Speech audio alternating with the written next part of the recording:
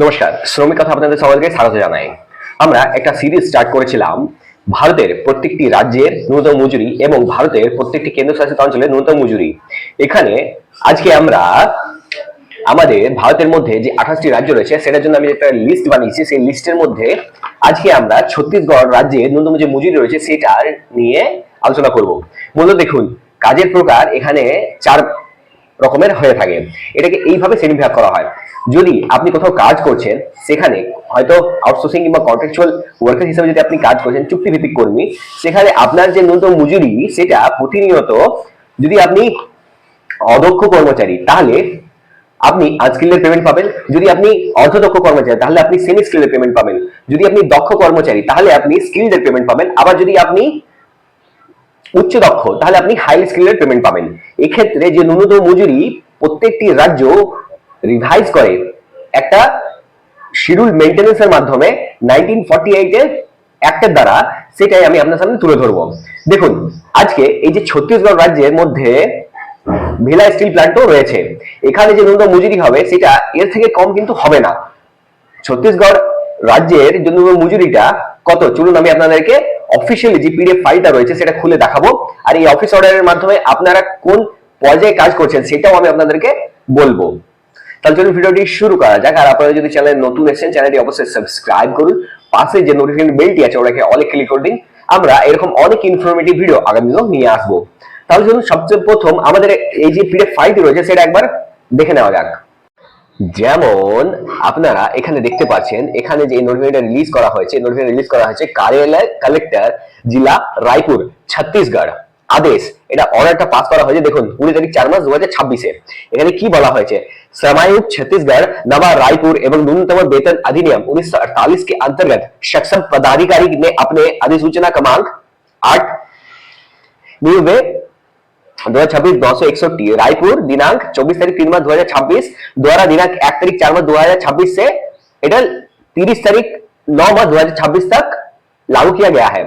प्रभावशील न्यूनतम वेतन एवं परिवर्तनशील महंगाई भत्ते, न्यूनतम जो मजूरी एवं परिवर्तनशील जो महंगाई भत्ता মানে হচ্ছে ডিএনএস অ্যালাউন্স, সেটার এখানে এই নোটিফিকেশনটা রিলিজ করা হয়েছে। এবার এখানে কি কি বলা হয়েছে দেখুন, শ্রেণী বিভাগ হেতু এটা 4টা ভাগে ভাগ করা হয়। তো এই অনুযায়ী আপনার যে ন্যূনতম মজুরি পাবেন সেটা দেখুন 26 দিনের জন্য গণনা করা হবে। এবার এটার আসল কোথায় কি রকম মজুরিটা দেওয়া হবে সেটা চলুন আমরা আপনাদেরকে বলে দিই।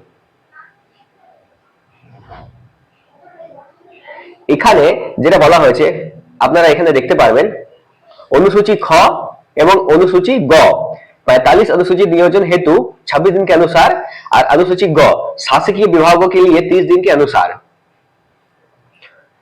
কোথাও 45টা শিডিউল এমপ্লয়মেন্ট রয়েছে, আবার কোথাও শাসকীয় মানে মিনিস্ট্রিয়াল যেখানে কাজগুলো হয় সেখানে 30 দিনের জন্য এটা নির্ধারিত। এবার দেখুন, অকুশল যদি শ্রমিক হিসেবে আপনি কাজ করছেন তাহলে আপনি পাবেন 1 তারিখ 4 মাস 2026 থেকে 30 তারিখ 9 মাস 2026 পর্যন্ত এই ন্যূনতম মজুরিটি। অকুশল শ্রমিক দেখুন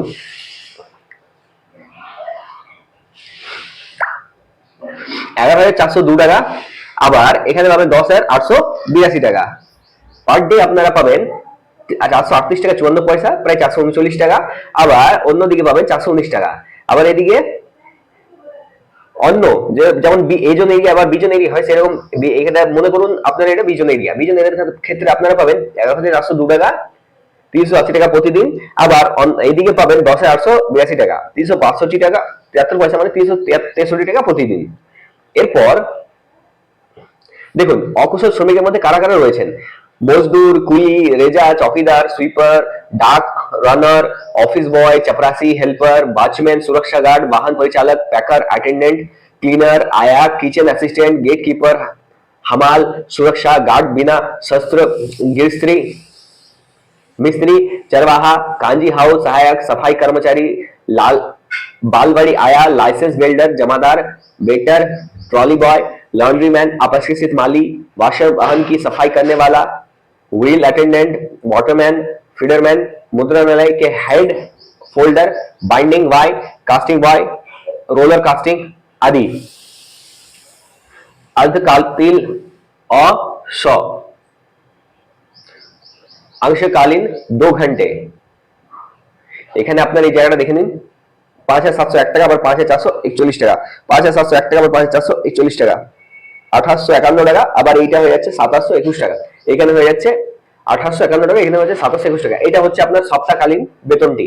এরপর দেখুন অর্ধকুশলের মধ্যে যদি আপনি কাজ করছেন তাহলে আপনি পাবেন অক্ষেত্রে 12,052 টাকা, আবার স্বক্ষেত্রে 11,532 টাকা। যদি আপনার আবার মনে করুন অন্য এরিয়াতে কাজ করছে তাহলে পাবেন 12,052 টাকা, আবার অন্যদিকে পাবেন 11,532 টাকা। এটাও প্রতিদিনের যে মজুরি রয়েছে সেটা 463 টাকা 54 পয়সা, প্রায় 464 টাকা, আবার এখানে রয়েছে 444 টাকা, আবার অন্যদিকে রয়েছে 402 টাকা, আবার অন্যদিকে রয়েছে 384 টাকা।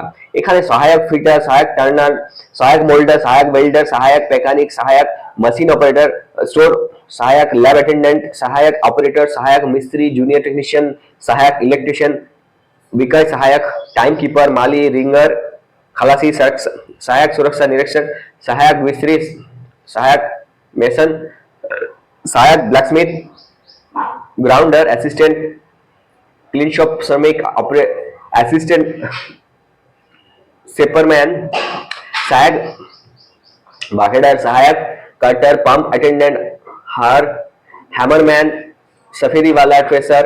এই যে কাজগুলো এগুলো যে রয়েছে এগুলোর মধ্যে দেখুন এখানে এটাও লেখা রয়েছে नियुक्त बीटीपी से प्रशिक्षण प्राप्त प्रमाण पत्रधारी श्रमिक आदि, लिपिकीय श्रेणी जैसे टाइपिस्ट, क्लर्क, विलमान आदि। দেখুন অর্ধকালিক অ এবং স্বক্ষেত্রে, অ ক্ষেত্রে 6,026 টাকা এবং স্বক্ষেত্রে 5,766 টাকা, দুটোর ক্ষেত্রেই সমান। আবার এখানে দেখুন যদি আপনারা কুশল শ্রমিক হিসেবে কাজ করছেন তাহলে আপনারা পাবেন এখানে যেটা দেওয়া রয়েছে 12,832 টাকা 454 টাকা পার ডে, আবার অন্যদিকে 12,832 টাকা 428 টাকা পার ডে। এখানে রয়েছে 12,312 টাকা 474 টাকা পার ডে, এখানে রয়েছে 12,312 টাকা 410 টাকা পার डे।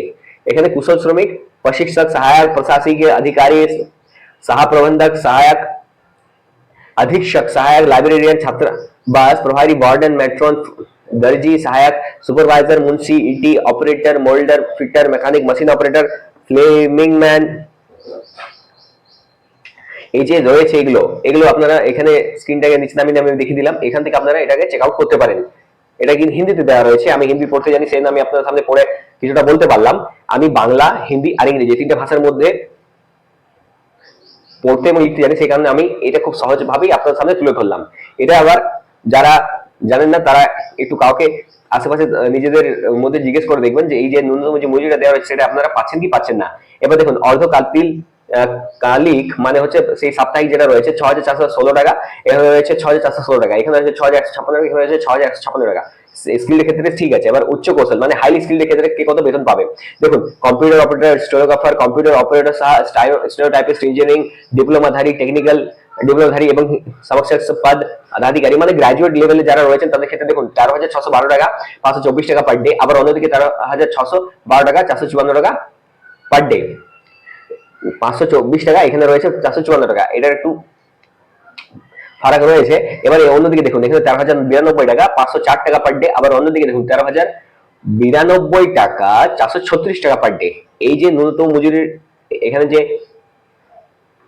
পদগুলো দেওয়া রয়েছে এই পদগুলো আপনারা চেক আউট করে নিতে পারেন। এখানে দেখুন 6,806 টাকা, আর দেখুন 6,806 টাকা, এখানে দেখুন 6,546 টাকা 6,546 টাকা, এটা 2 সাপ্তাহিক বেতন। এখানে এরপর যেটা দেওয়া রয়েছে সেটা দেওয়া রয়েছে, এটা সব জায়গাতে যতগুলো সচিবালয় রয়েছে সেগুলো সব জায়গাতেই রায়পুরের সার্কুলেট করতে বলা হয়েছে। দেখুন সেই কালেক্টর রায়পুর, এটা কালেক্টর দ্বারা স্বীকৃত।